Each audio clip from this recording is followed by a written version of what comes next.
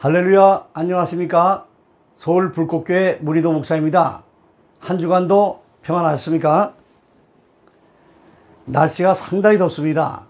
이 무더운 날씨에 건강에 유의하시고, 오늘 말씀은 마음의 천국을 지난주에 이어서 한 번 더 전하도록 하겠습니다. 오늘 주제에 맞게 가장 중요한 내용은 실제적인 생활 속의 적용입니다. 지난주에 한번 생활들을 체크해 보셨습니까? 저는 체크해 보았는데요. 조심스럽게 말씀드립니다. 한 5일은 A+, 하루는 한 A 등급 정도의 한 주간을 지냈습니다. 여러분들 중에서도 참으로 기쁘고 감사하게 한 주간을 지내신 분들이 많은 줄로 믿습니다. 자, 마음의 천국을 어떻게 우리가 적용해 나갈 수 있을까? 이런 말이 있죠. 만사가 마음먹기에 달렸다. 이런 말이 있습니다.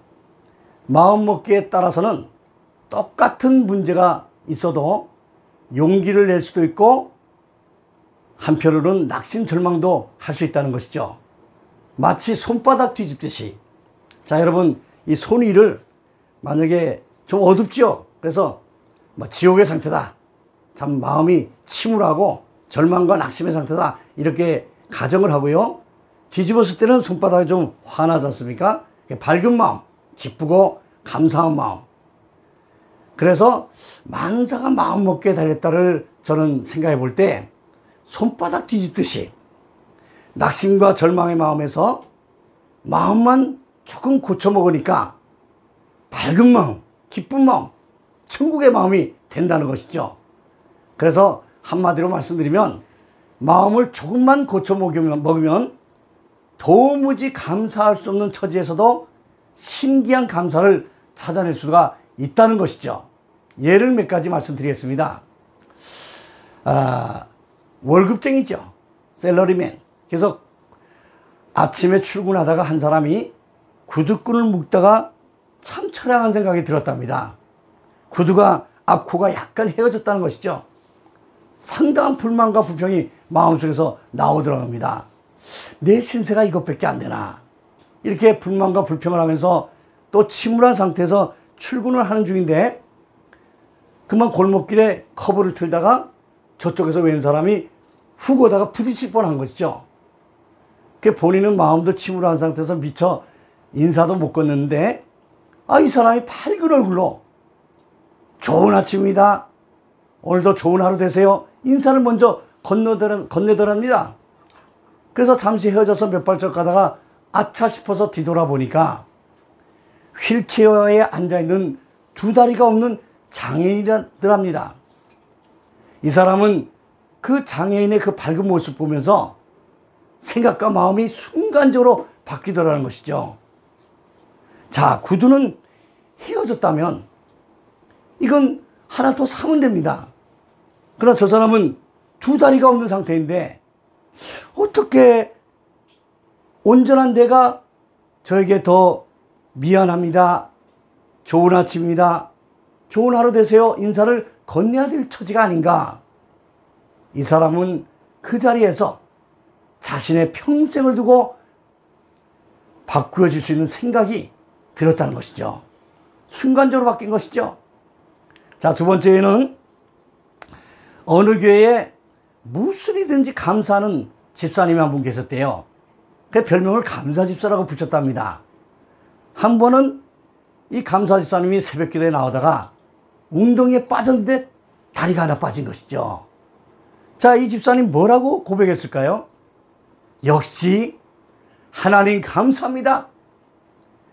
두 다리 빠졌으면 몽땅 빠질 텐데 한 다리만 빠져서 걸치게 하시니 감사합니다. 이러더라는 겁니다. 참, 그 감사의 마음은 생각하기 달린 것. 마음만 조금 바꾸면 정말 화가 나고 침울해지고 참 마음이 안 좋은 하루를 시작할 뻔했는데 생각을 바꾸니까 이렇게 달라지더라는 것이죠. 손바닥 뒤집듯이. 자, 하나 예를 더 드리겠습니다. 이것은 지난번 그 강의 때 한번 말씀을 드렸기 때문에 짧게 말씀드리겠습니다. 제가 팔을 심하게 다쳤을 때 병실에 모이다 보니까 4명이 모였어요. 근데 4명이 다 골고루 환자입니다. 첫 번째는 3년째 척추가 다쳐서 대소변을 받아내는 이런 젊은이가 있었고요. 저도 그때는 젊었죠. 뭐 30도 안 됐으니까. 다음에는 오토바이를 타다가 다리가 부러진 환자가 입원해 있었습니다. 그 다음엔 제가 팔이 심하게 다쳐서 팔을 기부스하고 있었죠. 한 사람이 마지막에 등장을 했습니다. 4번째 환자죠. 손가락을 다쳤는데 검지가 다쳤습니다. 그래서 붕대를 조매고 이러고 다녔죠. 자, 그런데 제가 말씀드리고자 하는 것은 이 4명 중에서 거의 뭐 일주일에 3번, 4번을 몰래 나가서 술을 마시고 와서 엉엉 우는 겁니다. 술 냄새도 진동할 뿐더러 아주 슬피 우는 거예요. 마침 나이가 저보다 몇 살 아래이기 때문에 왜 우느냐고 한번 얘기를 해봤죠. 그랬더니 손가락을 이러고 서가지고는 하는 말이, 이제 장가를 가야 될 텐데 이 다친 손가락 검지 때문에 지장이 있을까봐 그렇게 매일 몰래 나가서, 거의 매일이죠. 뭐 3일 이상이니까 술을 마시고 와서 울더라는 것이죠. 자, 여러분 어떻습니까? 이 4명의 환자 중에서 누가 그렇게 술을 먹고 울어야 될까요? 제가 볼 때는 척추 환자죠. 그런데 생각을 잘못 먹으니까 이렇게 오히려 척추 환자, 팔 환자, 다리 환자를 볼 때 자기의 처지는 좀 낫지 않습니까? 그렇게 생각을 못 한다는 것이죠. 그래서 이렇듯 마음을 조금만 고쳐 먹으면 얼마든지 감사할 수도 있고 기쁘게 살 수도 있을 터인데, 대부분의 인생들이 어둡고 불만 불평하며 답답함과 끊임없는 고민 속에서 살아가고 있다는 것이죠. 자, 그러면 왜 그럴까요? 왜 사람들은 마음을 쉽사리 바꾸지 못할까요? 생각을 쉽게 바꾸지 못할까요? 마음을 고쳐 먹을 수 있는 근본적인 문제가 해결되어 있지 못하기 때문이라고 저는 생각합니다.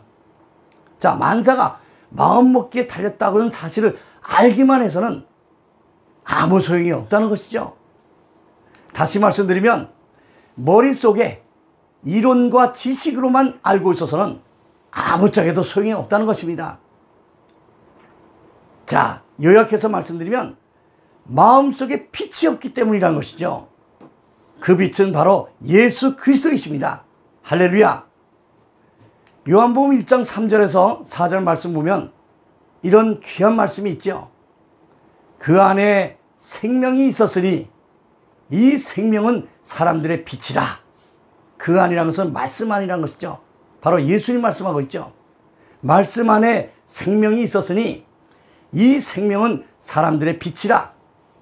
빛이 어둠의 빛이 돼 어둠이 깨닫지 못하더라. 자, 마음속의 어둠은 죄입니다.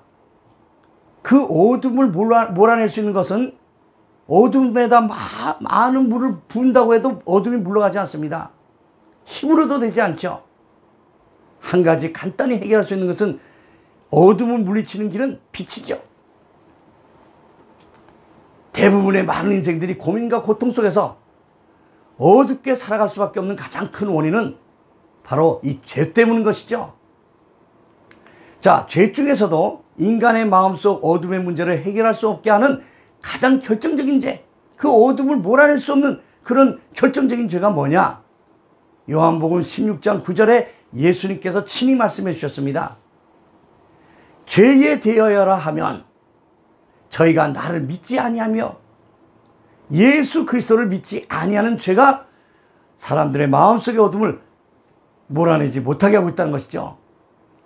다시 한번 말씀드리면 이 근본적이고 결정적인 인간의 죄사함의 문제를 해결할 수 있는 것은 예수 믿음이라는 것이죠. 그런데 이런 예수 믿어서 죄사함이 되는 이런 놀라운 일이 있음에도 불구하고 예수를 믿지 않기 때문에, 예수 믿는 것은 영적인 죄입니다. 믿지 않는 것은 이 영적인 문제가 해결되지 못하고 있기 때문에 사람들은 영적인 것 외에 육신적인 것이 있죠. 이 육신적인 죄들은 복합적으로 죄들을 지어갑니다. 그런데 이 육신적인 죄들을 제압할 수 있는 것은 영적인 죄가 해결되어서 사람의 자, 우리 보통 말하기를 영이 죽었다고 하는데 예수님을 만나지 못했기 때문에 영이 죽은 상태죠. 영이 실제로 죽은 것은 아니죠.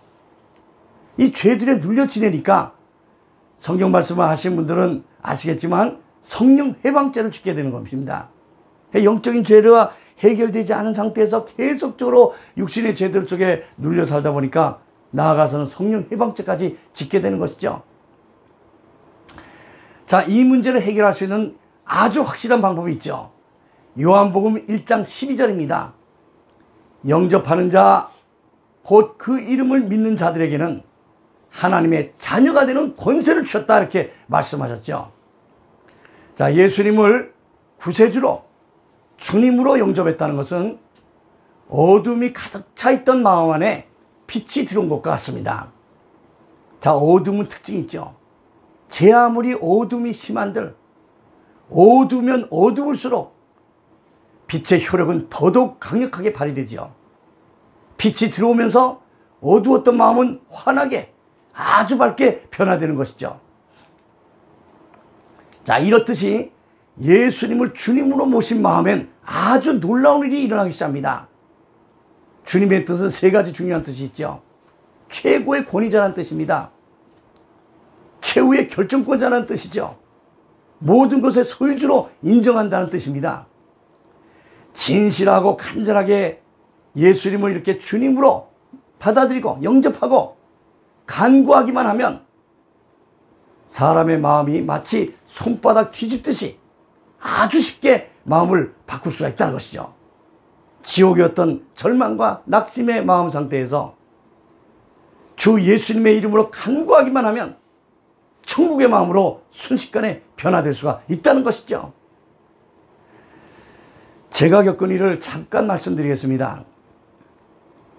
30도 안 돼서 팔을 심하게 다치다 보니까 순간적으로 충동적인 생각이 들더라고요. 자, 그때는 마침 제가 하나님을 어설프게 믿었다는 생각 속에 정말 하나님 앞에 눈물로 회개하고 나니까 성경 말씀이 내 마음속에 확 들어오더라고요.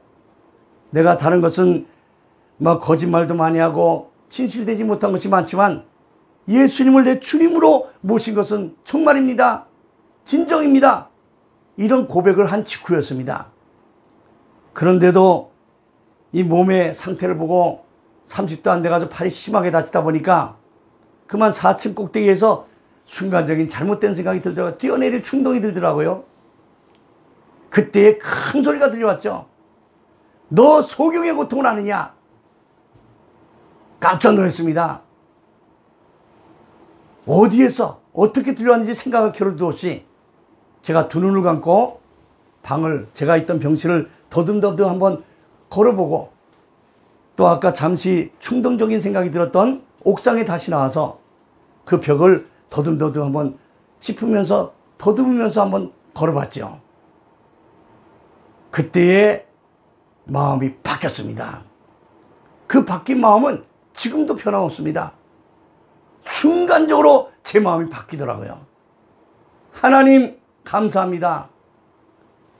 그 담장과 연탄 200장이 함께 무너져 내릴 때 제 다리를 다쳤으면 얼마나 고통이 심했겠습니까? 지금의 절망의 마음보다 더했겠죠. 하나님 감사합니다.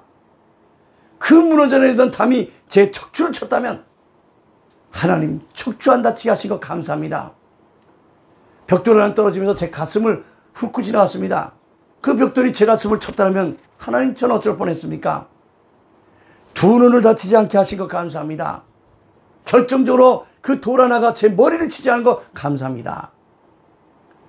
여러분, 정말 저는 작은 경험이지만 참 마음의 천국이라는 것은 손바닥 뒤집듯이 내가 어둡고 절망적이고 낙심의 상태에 있다가도 생각만 바르게 고쳐먹으면, 마음만 조금만 고쳐먹으면 손바닥 뒤집듯이 낙심과 절망에서 감사와 기쁨의 충만으로 바뀔 수 있다는 것을 저는 확신합니다. 이렇게 육신의 고통에 눌려 지내며 육신의 제한을 받고 있는 이 세상 가운데서도 마음 하나만 생각 하나만 제대로 고쳐 먹으면 낙심과 절망과 불만과 불평의 마음이 감사, 또 감사의 놀라운 평안의 삶을 살 수가 있다는 것이죠. 여러분들, 제가 말주변이 좋지 않습니다.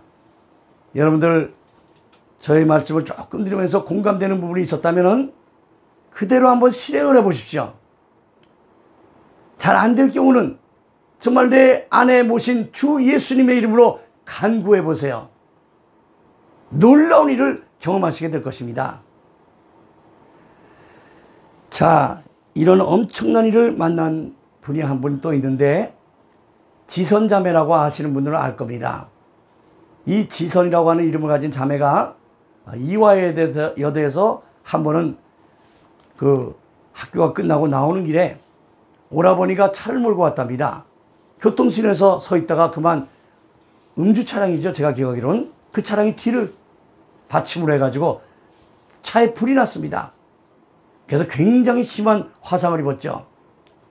그 지선 씨가 나중에 책을 쓰면서 지선아 사랑해 속에 나오는 몇 글을 제가 옮겨드리도록 하겠습니다. 저는 짧아진 8개의 손가락을 쓰면서 사람에게 손톱이 얼마나 중요한 것인지를 알게 되었고, 1인 10역을 해내는 엄지손가락으로 생활하고 글을 쓰면서는 엄지손가락을 온전히 남겨주신 하나님께 감사했습니다. 눈썹이 없어 무엇이든 여과 없이 눈으로 들어가는 것을 경험하며 사람에게 이 작은 눈썹마저 얼마나 필요한 것인지 알았고, 막대기 같아져 버린 오른팔을 쓰면서 왜 하나님이 관절이 모두 구부러지도록 만드셨는지, 손이 귀까지 닿는 것이 얼마나 중요한 일인지 깨달았습니다. 온전치 못한 오른쪽 귓바퀴 덕분에 귓바퀴에라는 게 귀에 물이 들어가지 않도록 하나님이 정교하게 만들어 주신 거라는 사실을 알게 되었고, 잠시지만 다리에서 피부를 떼어내 쩔뚝쩔뚝 걸으면서는 다리가 불편한 이들에게 걷는다는 일 자체가 얼마나 힘든 것인지 느낄 수 있었습니다. 그리고 감히 내 작은 고통 중에 예수님의 십자가 고통을 100만 분의 1이나마 공감할 수 있었고, 너무나 비천한 사람으로, 때로는 죄인으로, 얼굴도 이름도 없는 초라한 사람으로 대접받는 그 기분이 또한 알 수 있었습니다. 이제는 지난 고통마저 소중하게 느껴집니다. 그 고통이 아니었다면 지금처럼 남들의 아픔에 진심으로 공감할 가슴이 없었을 테니까요. 추운 겨울날 아무런 희망 없이 길 위에 고꾸라져 잠을 청하는 노숙자도, 평생을 코와 입이 아닌 목에 인공적으로 뚫어놓은 구멍으로 숨을 쉬어야 하는 사람도, 아무도 보는 이 없는 곳에서 자라나는 이름 모를 들풀도 하나님이 생명을 허락한 이상 그의 생명은 충분히 귀중하고 존중받아야 할 삶입니다. 저러고도 살 수 있을까? 아마 어떤 분들이 말도 할까마 그런 생각을 읽었던 것 같습니다. 지선 씨는 대답합니다. 네, 이러고도 삽니다. 그러면서 고백하는 말이 참 제 마음속에 울림이 있더라고요. 몸은 이렇지만 얼굴이 전부 화상으로 이그러졌었죠. 몸은 이렇지만 누구보다 건강한 마음임을 자부하며, 이런 몸이라도 전혀 부끄러운 마음을 품지 않게 해주신 하나님을 찬양하며, 이런 몸이라도 사랑하고 써주시려는 하나님의 계획에 감사드리며 저는 이렇게 삽니다. 그러면서 마지막으로 놀라운 고백을 합니다. 저는 누구보다 행복하게 살고 있습니다. 여러분들 생각해 보세요. 그런 상황에서 행복이라는 말이 입에 나올 수 있을까요? 그런데 진심으로 고백하고 있습니다. 누구보다 행복하게 살고 있습니다. 놀라운 비밀이죠. 여러분들 마음의 천국은 놀라운 비밀입니다. 이제 전체 말씀을 다시 한번 요약하겠습니다. 신자들의 본향인 하나님 나라는 하나님께서 계신 곳, 또 부활 승천하신 예수님이 계신 그곳에 실존하죠. 그런데 우리가 아직은 가보지 못한 그 본향, 하나님 나라를 확신할 수 있는 비밀이 뭘까요? 마음의 천국을 먼저 경험하는 것이죠. 다음 주 말씀 동영상 예고하고 오늘은 여기서 그치도록 하겠습니다. 다음 주 동영상은 행복한 인생 10부. 오늘 진리사편은 다 끝났고요. 5번째 자유입니다. 기도와 간구의 자유 1강. 기도와 간구의 자유 1강을 다음 주에 잘 준비해서 여러분과 다시 한번 만나도록 하겠습니다. 다음 주 동영상 만날 때까지 평안하시기 바랍니다. 평안하세요.